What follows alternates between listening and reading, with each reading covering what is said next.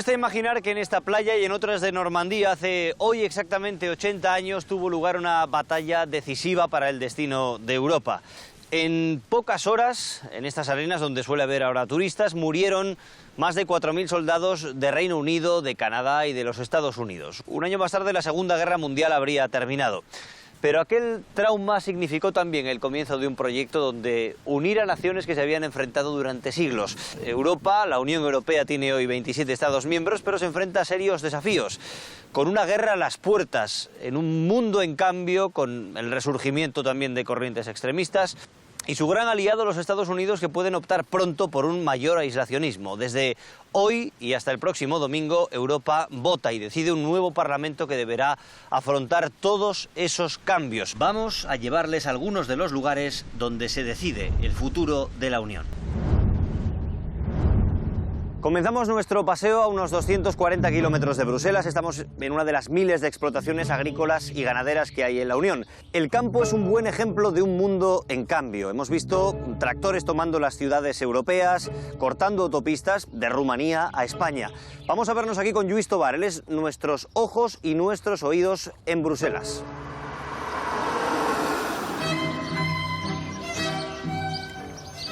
¿Qué tal, Lluís? ¿Qué tal, Carlos? ¿Cómo estamos? Cuéntanos, ¿qué hay detrás de esas protestas? Pues detrás de esas protestas, de entrada, hay una tercera parte de la población europea, que es la población rural, y que se lleva un tercio del presupuesto comunitario. Entonces, de entrada, lo que piden es menos burocracia, es decir, tener un acceso más fácil a toda esa cantidad de ayudas que les da la Unión Europea, y también menos regulación. Y aquí han señalado a los terceros países. Se quejan que esos terceros países no están sometidos a la misma regulación, no tienen que cumplir las mismas normas, y paradójicamente, además, esto les permite vender el producto más barato que el que se produce en Europa.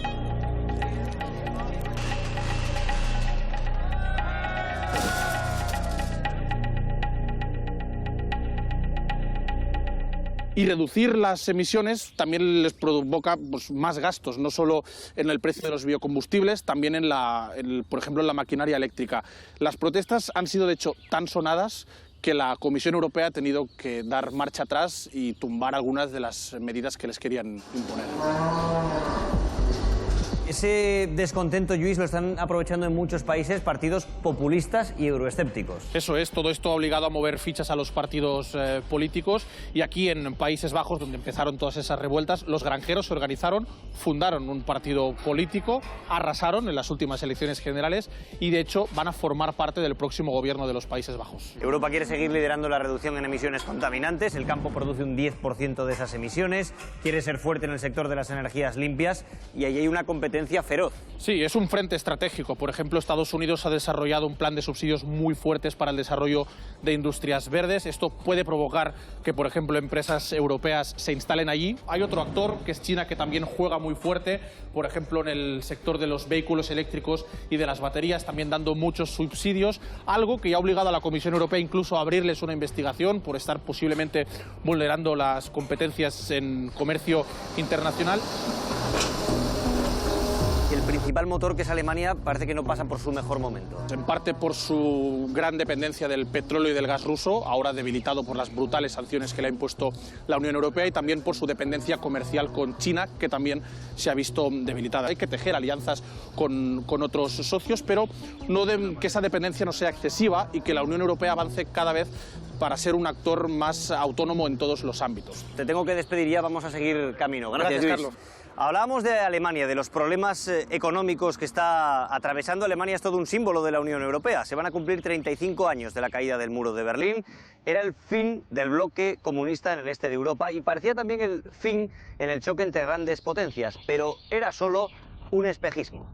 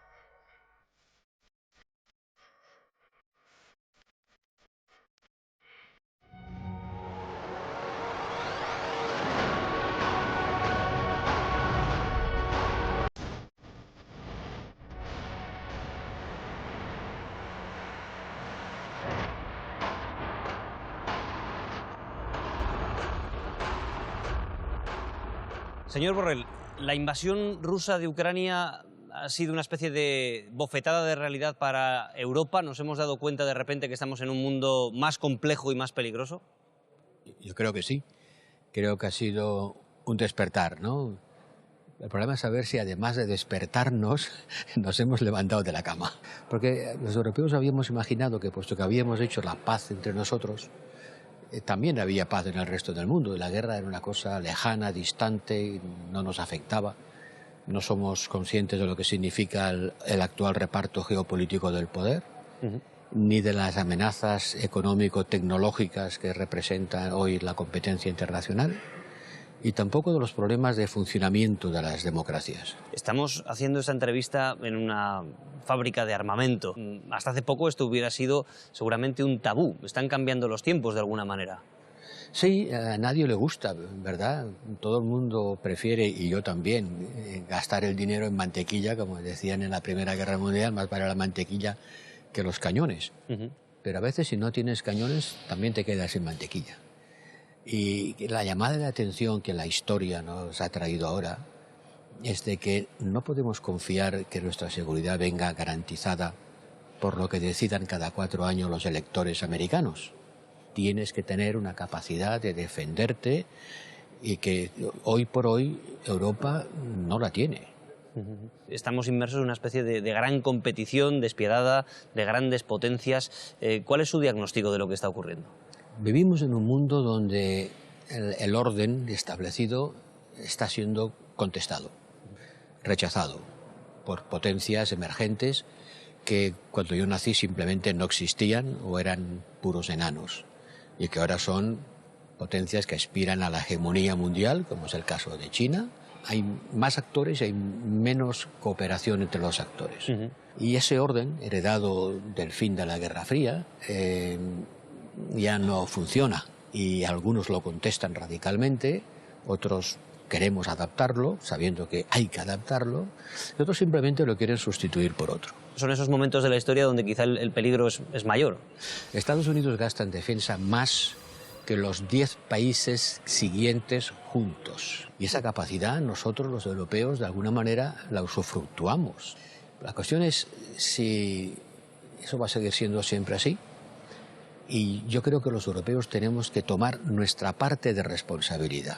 Todos los países europeos, todos, incluso el más grande, son demasiado pequeños para jugar solos en el mundo. Que solamente si nos unimos y compartimos, tendremos el peso y la dimensión necesaria para influir. Lo dije, si no estás en la mesa, estás en el menú. Y más vale estar en la mesa que no estar en el menú. ¿Le inquieta ese escenario, un Trump presidente de nuevo, por lo que pueda significar para las relaciones transatlánticas? Bueno, ya hemos trabajado con Trump y nos entendimos lo que pudimos. Preferiríamos a alguien que estuviera dispuesto a una relación muy positiva con Europa, como ha sido con el presidente Biden, pero habrá que estar a lo que los americanos decidan. Señor Borrell, muchísimas gracias. Antes de despedirle, me gustaría saber qué opinan al otro lado del Atlántico. ¿Va usted llamar a Trump? Voy a llamar, no a Trump, no tengo su teléfono, pero sí a Dori Toribio, que nos va a contar cómo lo ven desde allí. Dori, ¿qué tal? Cuéntanos un poco qué repercusión puede tener las elecciones de noviembre, sobre todo cómo pueden afectar a las relaciones con Europa. ¿Qué tal, Carlos? La política exterior de Washington puede cambiar mucho dependiendo de lo que pase en 5 meses. Si Biden sigue 4 años más aquí, donde estamos, en la Casa Blanca, entonces se espera continuidad. Él presume de haber impulsado a la OTAN frente a Rusia. Ha llamado dictador a Vladimir Putin. Y mientras Donald Trump ya ha dado muchas pistas sobre qué haría si vuelve ahí, al despacho Oval. Quiere avanzar en su máxima America First y ha amenazado con desligarse de la OTAN. Dice que Ucrania es un asunto sobre todo europeo, que Estados Unidos está muy lejos, con un océano de por medio. Y ha advertido a los socios de la alianza de lo que haría ante una agresión rusa si no aumentan el gasto militar. No, I would not protect you. In fact, I would encourage them to do whatever the hell they want. You got to pay. You got to pay your bills. Trump seguirá presionando para que aumenten el gasto por encima del 2% de su PIB en defensa, y es cierto que solo 18 de los 32 aliados han cumplido ese objetivo. El frente comercial es también importante. Trump quiere más proteccionismo, con aranceles del 10% a todas las importaciones. Eso puede afectar a Europa, pero sobre todo a China. A ese país se los subiría al 60%, dice. Esto le asemeja a Biden, que acaba de anunciar aranceles al gigante asiático. Pero en algunas ocasiones hay diferencias entre lo que Trump dice y su política real. Y en ciertos asuntos no ha sido tan diferente de la de Biden. Sobre esto vamos a hablar aquí, en la sala de prensa de la Casa Blanca. Juan Carlos, si Trump gana las elecciones en noviembre, ¿qué se puede esperar de su política exterior? La característica de Trump es que Trump es muy transparente, demasiado transparente. Entonces, con él uno sabe a qué va. Y él ya lo ha dicho, este segundo mandato sería el mandato de la venganza. En este mandato ya aprendió lo que no le gustó del primero, que fue rodearse de personas que tenían algo de sensatez y podían tratar de enrutarlo hacia algo lógico que no fuera caótico. Pero ahora se va a rodear de personas que le van a permitir hacer lo que él quiera. Si Trump gana las elecciones en noviembre, ¿crees que cambiará la relación de Estados Unidos con Europa y los líderes europeos? Vamos a volver a que el presidente Trump tendrá una relación estrecha con Putin y seguirá fustigando a los países de la OTAN y ya ha dicho que no los va a defender, no va a respetar el acuerdo y parte de su solución es que Ucrania le ceda el terreno a Rusia para que se acabe el problema. Entonces creo que seguirá la línea de los más radicales del Partido Republicano que dicen que Estados Unidos no debe estar porque financiando guerras ajenas. Simplemente yo creo que Trump cerrará el grifo. Los estadounidenses no quieren mandar a sus hijos a la guerra, que las peleen otros. Pero este es un país muy insular, este es un país donde la mayor parte de la gente no tiene pasaporte, en donde la mayor parte de la gente no viaja. Entonces tienen una visión muy diferente del mundo y Trump le habla a su base, una base que probablemente no sabe qué es la OTAN. El presidente Biden llega a las elecciones con las encuestas de aprobación en niveles bastante bajos. La política exterior le ha dejado varios malos tragos. Uno de ellos fue la caída de Afganistán en manos de los talibanes tras una salida precipitada y caótica de las tropas estadounidenses en 2021. Y ahora tiene frentes abiertos muy complejos. Por un lado, Ucrania, a la que Biden promete apoyar durante el tiempo que sea necesario, pero eso es cada vez más complicado por la oposición de muchos republicanos influidos por Trump y de algunos demócratas en el Congreso. Y en Oriente Medio, Biden tiene un problema. Su apoyo a Israel puede costarle votos entre los progresistas y los jóvenes. Carlos. Gracias, Dori. Vamos a estar muy pendientes de lo que nos cuentes desde allí, desde Washington, en los próximos meses. En los últimos años, en la última década, el populismo se ha ido fortaleciendo a los dos lados del Atlántico, también en prácticamente todos los países de la Unión, aquí en Grecia, donde nos encontramos, a izquierda y a derecha, y va a ser un factor importante en estas elecciones. ¿Hasta dónde llega el ascenso de la derecha radical? Podrían llegar a ocupar una cuarta parte de la Eurocámara.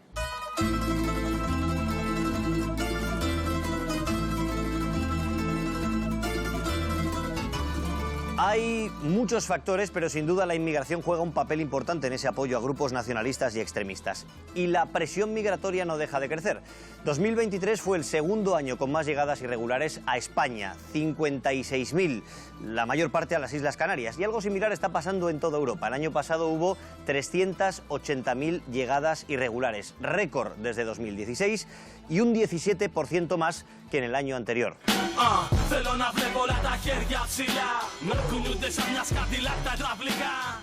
Hemos venido a este extremo de Europa, a Grecia, para encontrarnos con nuestra compañera Esperanza Calvo. Esperanza, ¿qué tal estás? Hola, Carlos. Has estado recientemente en la isla de Lesbos, y esa presión migratoria se nota muy claramente, ¿no? Sí, esa presión allí se aprecia especialmente porque en algunos puntos de la isla Turquía está tan solo 14 kilómetros, es realmente fácil cruzar.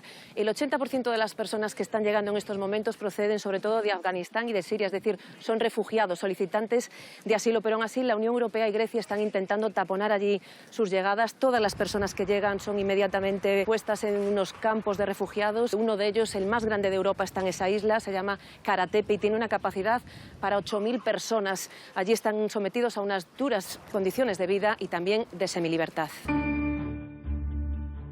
El mayor campo de refugiados de la Unión Europea es un territorio vetado a las cámaras. El gobierno griego no facilita el acceso a estos campos, pero eso no impide que las ONG documenten todo lo que ocurre en su interior y lo suban a las redes sociales alojadas fuera de Grecia para evitar represalias. Cuentas como esta de Instagram nos enseñan la dura realidad del campo. Estos son los lavabos comunitarios, estos los barracones. El hacinamiento provoca la propagación de enfermedades. In the camp at the moment we have the situation that scabies again is endemic.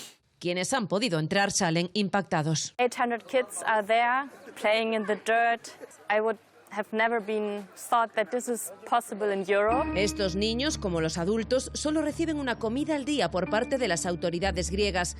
No pasan hambre gracias al trabajo de la ONG vasca Zaporeak. Si esto lo tuviéramos en la puerta de casa, estaríamos horrorizados. Además, el gobierno griego no alimenta a quienes han sufrido el rechazo de su solicitud de asilo. Están atrapados. No pueden salir ni de la isla, pero tampoco reciben la comida. Pero Karatepe está demasiado cerca de la capital, así que el gobierno griego ya construye otro campo a 40 kilómetros de allí, en una remota zona forestal. El nuevo campo se llama Bastria, con capacidad para 5.000 personas. La Comisión Europea financia el 75% del proyecto y comenzará a funcionar el año que viene, justo antes de que entre en vigor el nuevo pacto migratorio. El pacto dice que después de haber cruzado este mar y después de haber llegado hasta aquí y estar en este campo que claramente está en Grecia, tú aún no has entrado en la Unión Europea. Un modelo que 15 Estados miembros quieren externalizar a terceros países.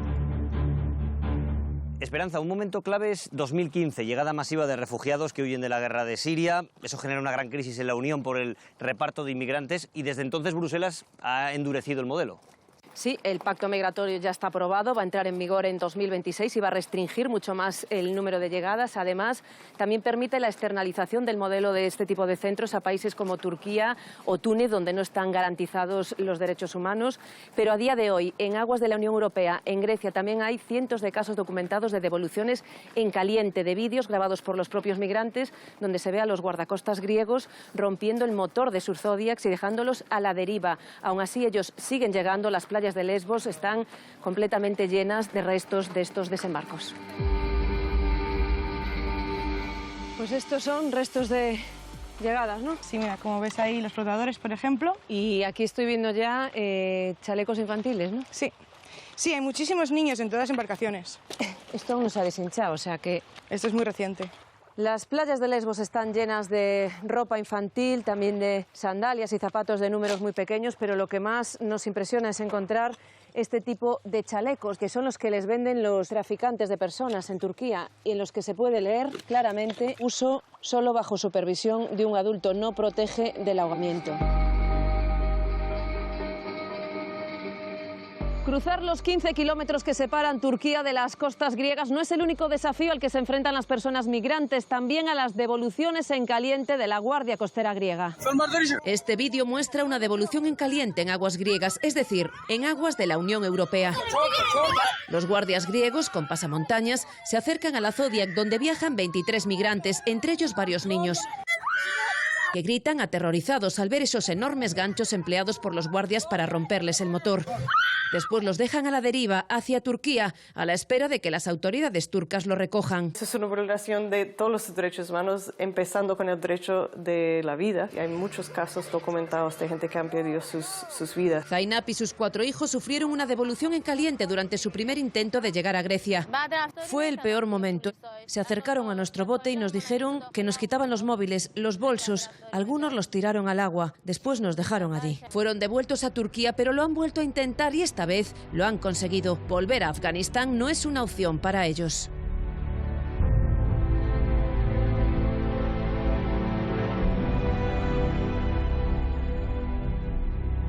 Nuestro viaje termina aquí en la Acrópolis, en los fundamentos de Europa.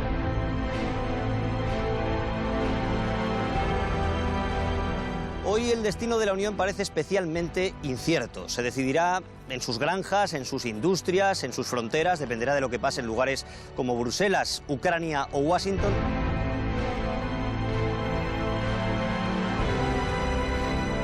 Y dependerá también de su voto. Fijará el rumbo de un proyecto que comenzó a alumbrarse hace 80 años, en la arena de Normandía.